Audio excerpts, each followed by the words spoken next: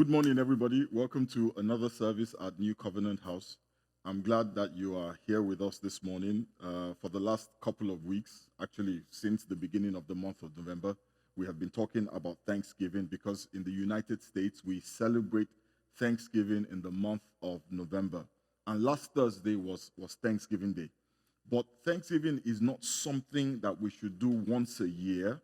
It's not something that we should do occasionally.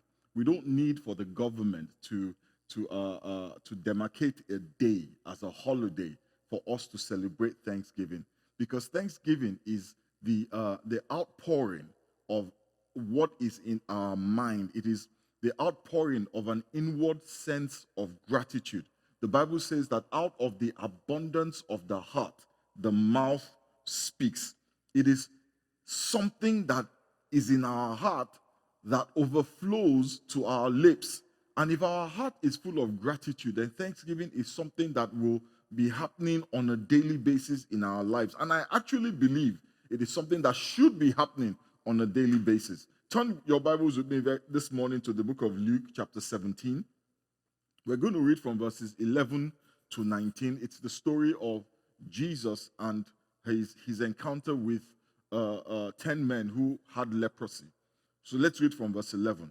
Now, on his way to Jerusalem, Jesus traveled along the border between Samaria and Galilee. As he was going into a village, 10 men who had leprosy met him. They stood at a distance and called out in a loud voice, "Jesus, Master, have pity on us." When he saw them, he said, "Go show yourselves to the priest." And as they went, they were cleansed.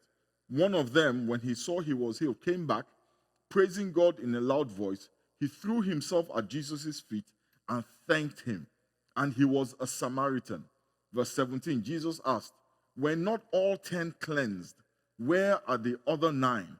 Has no one returned to give praise to God except this foreigner?"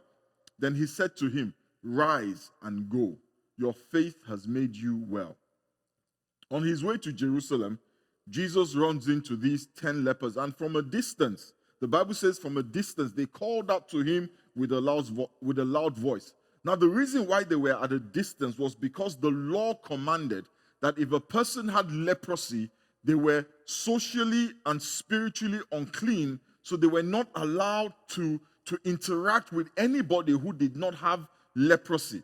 Leprosy by itself was a very contagious disease, and the law of Moses demanded that anybody who had it was ostracized from the people of Israel.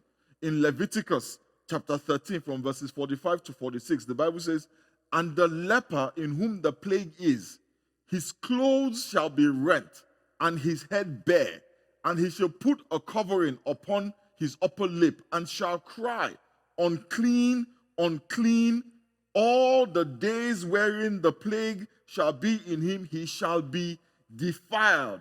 He is unclean. He shall dwell alone. Without the camp or outside the camp shall his habitation be."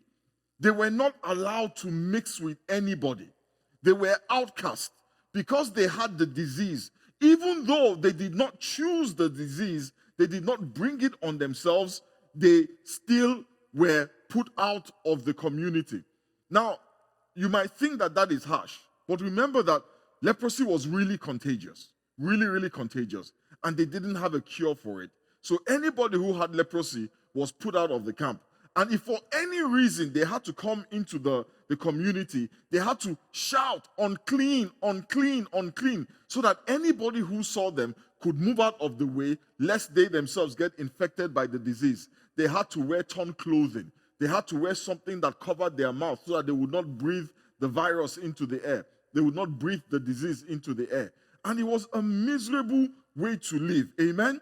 They could not fellowship with the other Jews in the temple. They were spiritually unclean, so they could not even enter into the temple and praise God with anyone else. They could not engage in any kind of commerce, because at that time, unlike now, there was no e-commerce. Commerce required people to be in very close proximity to each other. If you were a farmer, you need to sell your harvest. If you were in the trades, like carpentry and blacksmithing, you needed to be in close proximity to your customers. So not only were they separated from the temple, from worship. They were separated from any opportunity to earn a living. They were forced to live on anything they could get from the trash heaps, from people's leftovers that were left in the street. Leprosy was not just a physical ailment. It was one of those things that totally destroyed not just the body of the leper, but also the life of the leper. Because they were not only physically ill, they were ostracized from the people that they loved. They were ostracized from any form of worship that they knew. They were ostracized from the ability to make money. Their lives basically was over. So that is where these 10 lepers were at the time they saw Jesus on the way to Jerusalem. Their lives were a total wreck because of the disease. Now, what they did, the Bible says, was that they stood at a distance because they couldn't come near Jesus. And they were yelling, Jesus, Jesus, Jesus, have mercy on us. And the Bible says that when Jesus heard them, they're yelling, Jesus, have mercy. When Jesus heard them, right, he said to them, go and show yourselves to the priest. He did not touch them. The Bible does not record that he said a prayer. He only said to them, go and show yourself to the priest. So let's put it in a different way. They prayed to God.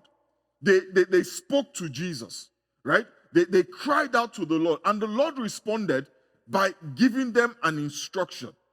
Go and show yourself to the priest. The reason, and the Bible says that they went. Now, the reasons why they had to go and show themselves to the priest was because the priests, as the custodians and enforcers of the law, had the responsibility, according to scripture, to ascertain that they were free of disease, and then the priest would grant them the ability or the right to enter into society and to come back and worship in the temple. Now, Jesus says to these men, go and show yourself to the priest. The Bible says they went. For them to go, listen, for them to go means they had enough faith to go and show themselves to the priest. They had enough faith to subject themselves to the rigorous examination, perhaps even humiliating examination that the priest would subject them to. As soon as Jesus spoke to them, they went. They didn't argue. They didn't request for evidence that he was who he said he was. They didn't say, well, show me first. They didn't say, they didn't ask for a second opinion. They didn't ask for any spiritual gymnastics or any spectacular activity on Jesus' part. They didn't ask him to spit in the sand and mix it into mud and cover their skin with.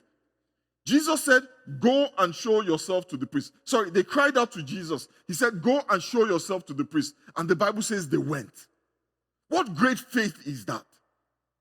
Just based on the word of God, they went. They didn't see any signs. They didn't see any wonders. They didn't really have anything other than the word of God to base their faith on. Jesus spoke and they went. There is power in the words that come out of Jesus' mouth. There is power in the words that God speaks to you. And when God says to go, you should go. No argument. No discussion. No disputing. They just went. You know what the Bible says in the book of Romans chapter 10 verse 17? The Bible says, so then faith comes by hearing, and hearing by the word of God.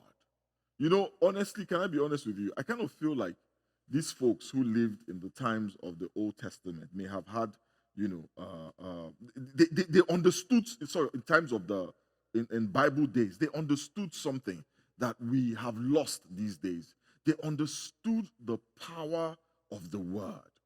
These days we're so intelligent, we're so smart, we're so full of our own knowledge that when we hear the word of God, we struggle with responding to it. But the Bible says that we have to be like little children who trust that the love of the Father is more than enough to sort out whatever the issues and the challenges are. These men all they heard was a word from Jesus. And faith arose in their hearts. And so they went. You know, the Bible talks about how Peter and the disciples were in a boat.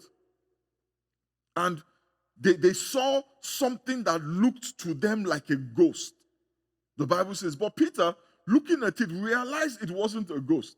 He realized it was Jesus. And he said, Jesus, if you call out to me, I will come and meet you. And Jesus was walking on water. And Jesus said to Peter, he said to the disciples, come. And the Bible says Jesus Christ Peter got out of the boat and walked on water.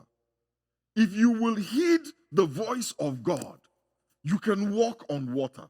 The impossible does not remain impossible. It becomes the reality. But there is a need that we have faith in the word of God. On the basis of just his word, these lepers went. Listen, my brothers and sisters, let me tell you something. Sometimes you will only get a word. Can I be honest? Most times you will only get a word from God. And sometimes the word will be as mysterious and intellectually incomprehensible as go show yourself to the priest. The Bible says in Psalm 107, verse 20, he sent his word and healed them and delivered them from their destruction. What we should be looking for, my brothers and sisters, on a daily basis, when we're trusting the Lord for healing, when we're trusting the Lord for deliverance, is a word. And when we receive that word, it should propel us into action. All you need is a word from God. We waste so much time waiting for the spectacular, waiting for thunder and lightning. We're waiting for a sign, but sometimes the only sign you will get is a word. We have to come back to that place where a word from God is good enough for us to go on. Jesus Christ said to these guys, go and show yourself to the priest. The implication of them going to show themselves to the priest is that they believed that at the word of Jesus, they had been cleansed. Because you see, they were not going to the priest for the priest to cleanse them. They were going to the priest for the priest to confirm what they believed that Jesus had done. Amen? They were going to show them, hey, I have been cleansed. Confirm it according to the law. That was all they were doing. They believed that as he spoke it, so it was. You know, the Bible says in the book of Hebrews chapter 4 verse 2, for unto us the gospel was preached as well as unto them. But the word preached did not profit them, not being mixed with faith in them that heard it. How many times has God spoken to you and it did not profit you because you allowed the devil sow the seeds of doubt in your mind? The Bible says we must contend earnestly for faith. My brothers and sisters, having faith in God sometimes is a battle. You know, Pentecostal Christians, we talk a lot about spiritual warfare. You know, and we're fighting against demons and principalities and powers and the rulers of the darkness of this world. And that is scriptural. But can I be honest with you? Many times for most of us, the battle is not with principalities and powers. It is with those little demons sitting on our shoulders trying to undermine the word of God. It is those little demons trying to tell us it's a lie, it's not true. This is going to make you look stupid. They just want to make a fool of you. This is just to grab your money. It's not going to work. Don't even bother yourself. How many times have you heard something like this? Just sit down there and be okay with your struggles. In Nigeria, in Africa, we say manage. Just sit down there and just manage yourself. You know, just make do with the reality of your life.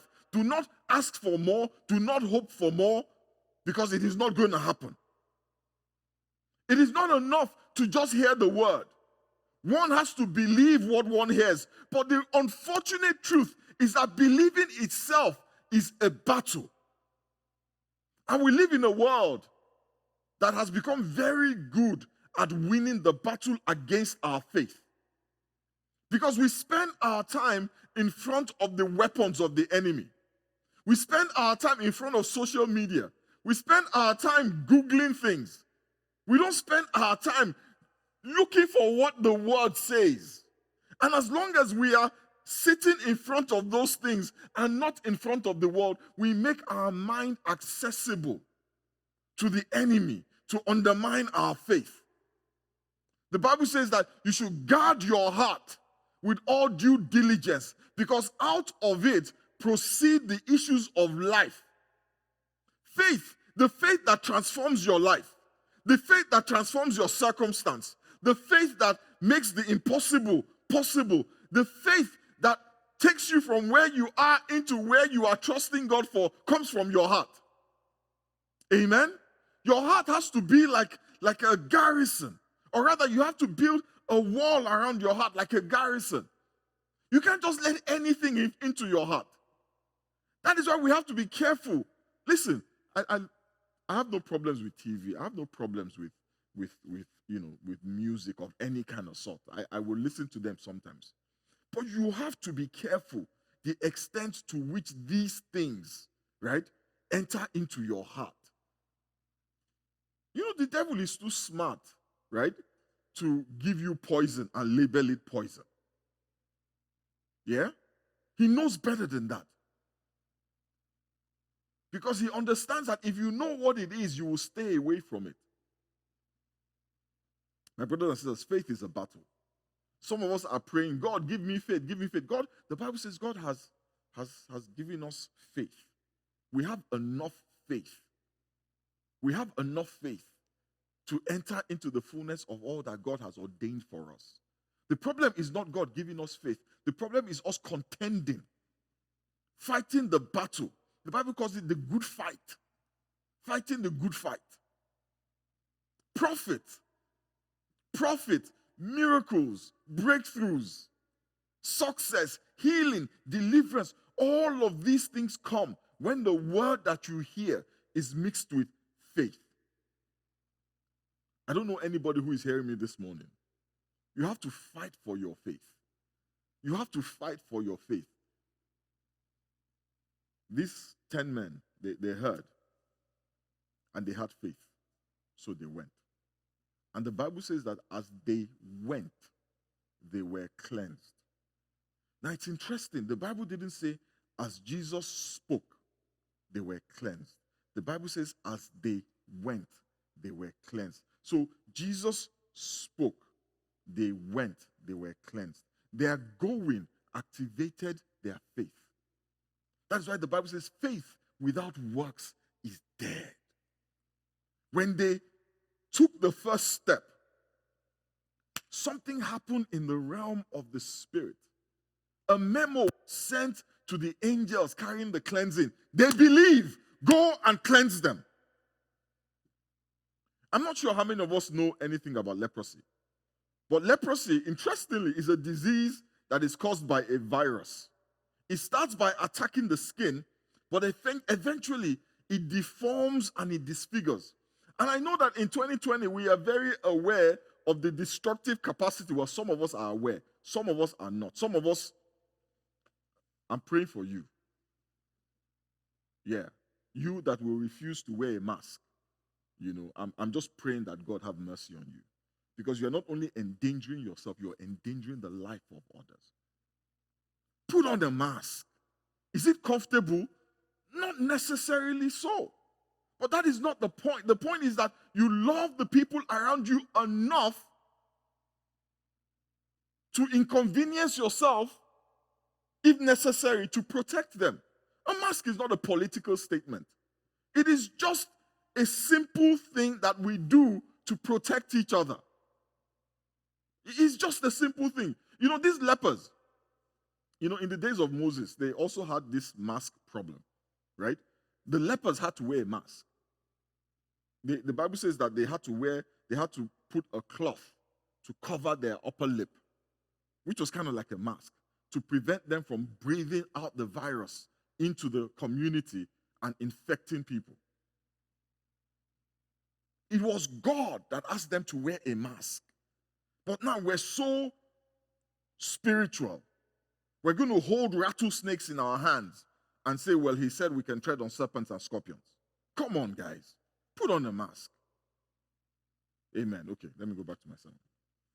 I was saying that we are very aware of the destructive capacity of viral infection. Jesus cleansed these 10 men of a viral infection 2,000 years ago. And I want to tell somebody who is listening to me this morning that Jesus is still in the business of destroying viruses. If you are afflicted, I speak the word of God over you this morning. By his stripes, you are healed. Go and get tested. You are healed in the name of Jesus. The Bible says that as they went, they were cleansed. That means that they were cleansed of the virus. The virus was no longer in them. If they had, been able to do a test, I don't know what the doctors call it, maybe a leprosy test, they would have not found any more viruses in them. They may have found antibodies, I don't know, but they would not have found any viruses. Amen? The virus was no longer in them. And when they got to the priest confirmed that they had been cleansed of the virus. But for one of them, the Samaritan, the Bible says that when he saw that he had been healed, his heart was so full of gratitude that he goes back to Jesus to say thank you. I've heard many sermons about why the 9 did not go back. But I'll tell you what the Holy Spirit ministered to me. They did not go back because even though they were cleansed, they had not been made whole. Amen? Even though they were cleansed, they had not been made whole. They looked at their bodies.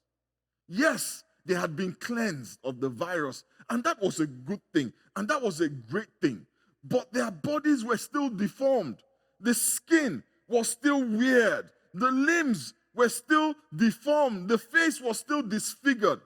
The things that had not been done loomed large in their faces. It distracted them from what had been done. The sight of their still deformed bodies took the gratitude for the cleansing out of their hearts. And that is what happens to us. We acknowledge that God has done a good thing for us. But because we're so wrapped up in what he has not done, we are ungrateful, or we forget to express gratitude for the things that he had done.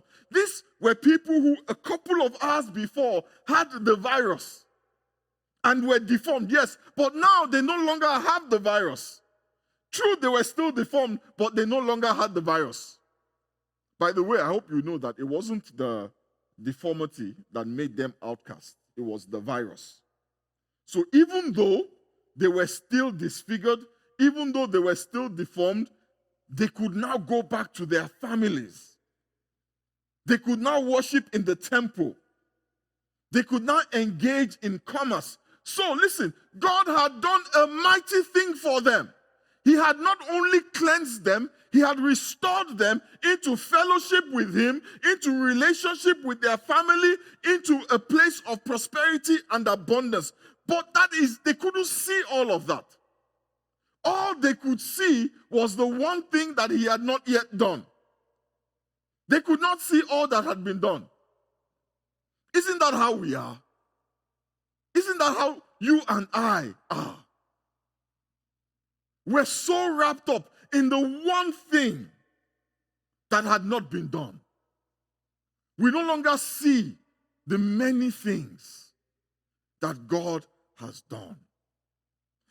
This thing usually happens with people who have a sense of entitlement.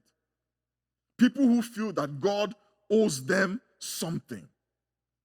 A person who feels entitled is never grateful. A person who feels entitled is always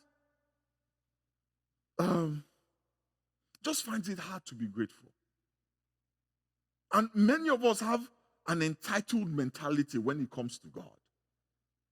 We forget that everything that God does for us is because of his grace and his mercy. The gospel of works breeds an entitled mentality. Because you think that if you do A, B, and C, and D, then God must do E, F, and G. And if God does not do it, it's a problem because you feel that you are entitled to receive these things from God because you have done those things for God. But the Bible says that all of our righteousness is as a filthy rag before God. So you are entitled only to judgment. You're entitled only to judgment. The fact that God has not judged you, the fact that thunder and lightning has not struck you, is because of the Lord's mercy, not because you tithe or because you didn't tell a lie today. It is just because the Lord is merciful to us. You know what? Entitlement is actually a form of pride. It's actually a form of pride because it focuses our attention on what we have done and what we do and what we did. The emphasis becomes on what we did. And anytime our eyes are on us, our heart is lifted up. But when our eyes are on the Lord, humility and gratitude fills our heart. The Bible says in the book of James chapter 4 verse 6, but he gives us more grace. That is why scripture says, God opposes the proud, but he shows favor to the humble. This Samaritan, the one who was an outcast, like these 9 men who refused to say thank you, he also had been cleansed. He realized that, you know what, I don't deserve this cleansing. I have not been made whole, but what I have gotten, I really don't deserve it. The cleansing was beyond his wildest imagination. His heart was so full of gratitude that he goes to Jesus and he falls down on his feet, worshiping, praising God. And he says, thank you. Thank you. I say this a lot, but too many times we are so focused on what God has not done that we don't show gratitude for what he has done. There are so many things left, yes. Maybe it's just one thing with you, but there's so much he has done for you. Last week we talked about how he has redeemed us from the curse of the law. He has reconciled us into fellowship with God. Focusing on what God has not done will not only make you miserable, it will stop you from being grateful and turn your thanksgiving into bitterness. And I know that there are many of us in that place of bitterness right now. We're bitter, we're angry, and we're frustrated. And the reason why is because we feel like we have worked for the blessing. So why aren't we getting it? That theology is not of God. It is not of God. Don't be one of the 9. Rather, be like the Samaritan. And you know what the Bible says? The Samaritan goes back to Jesus to say thank you. And Jesus said to the Samaritan, go, your faith has made you whole. Hallelujah. Your faith has made you whole. You know what that means? That means that the deformity of leprosy, the disfigurement of leprosy, he was restored back to the way he was before he was a leper. He was made whole. He was restored. Not just that he was cleansed, but he was restored. The other 9 were cleansed, but they were not made whole. You see, if out of anger and bitterness, you leave the person who has cleansed you, and that is what happens to a lot of folks. We get so bitter, we get so angry, we get so frustrated that we walk away from Jesus. We walk away from Jesus. You know what happens? When you walk away from Jesus, you deprive yourself of the opportunity to be made whole. Every day of our lives, there is a blessing to be grateful for. You know, we always say, oh, you know what? Think back to all that the Lord has done for you. You don't have to look far. You don't have to look to yesterday to find a blessing. The Bible says his mercies are new every morning. Every day there is something that God has done that you should be grateful for. You don't have to look to yesterday. You don't have to search all the way back in your history. Just think about this morning. Think about this moment. You're sitting down in front of the television in a house. You even have a TV. Or maybe you don't have a TV, you have a computer. Okay, well, you don't have a computer, you have a smartphone. And you're watching a sermon. God has been good to you. Forget about the material things. If you're watching, it means you have eyes. If you're listening, it means you have ears. If you are awake, it means you are alive.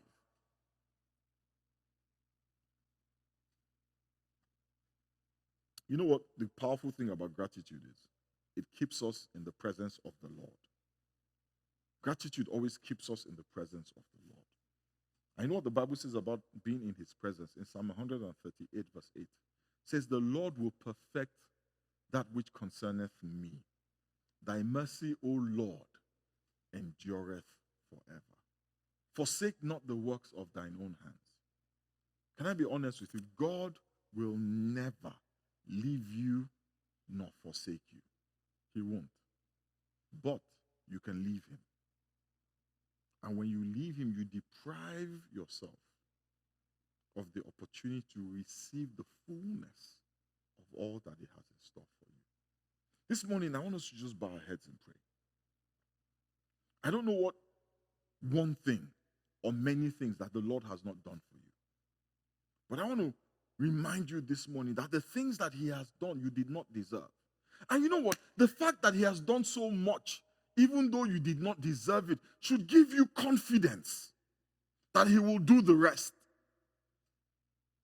But if you think that what you have, you got because of something you did, you're making a big mistake.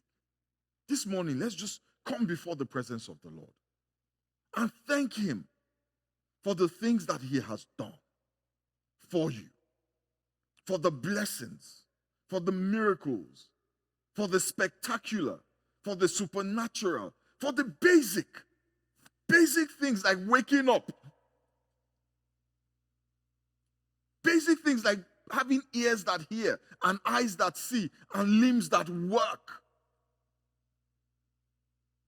Let's thank him for those things. Father, we bless you and we give you praise. Almighty and ever-living God, we just bless your holy name. Father, like that Samaritan leper, we come before your throne of grace and mercy. Father, we throw ourselves at your feet. And we say, thank you. Thank you, Father, for all that you have done, for all that you are doing. Father, you have cleansed us with the blood of Jesus. You have redeemed us from the curse of the law. You have reconciled us into fellowship with the Almighty God. Thank you, Father. None of the things you have done did we earn. They were manifestations of your grace and your mercy. It was not a wage. It was not a reward. It was a gift.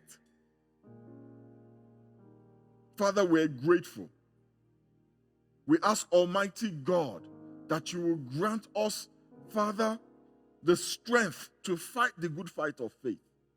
That when the enemy comes to steal our faith, to undermine our faith, to take the word that we have heard, to undermine it, to destroy it, that, Father, give us the strength to fight, to contend. Father, we thank you and we bless you. Almighty and ever-living God, we give you praise. And if there's anybody this morning who is hearing me who has not acknowledged Jesus as Lord and Savior, this morning all you have to do is lift up your voice like those 10 lepers and just cry out to him. Lord, Lord, have mercy, and you will be cleansed. All you have to do is accept that Jesus died for you, that his sacrifice paid for your sins. Father, we thank you. And just repeat this prayer after me. Father, I accept that Jesus died for me, that his blood was shed for me, that on the cross he paid the price for my sins so that I will not have to pay them. Father, I accept that sacrifice. Thank you, Father. Thank you for cleansing me. Thank you, Father, for making me whole. Thank you, Father, for bringing me into fellowship with you. We give you praise and we give you glory. In the mighty and precious name of Jesus, we have prayed. Amen. Amen. Praise the name of the Lord.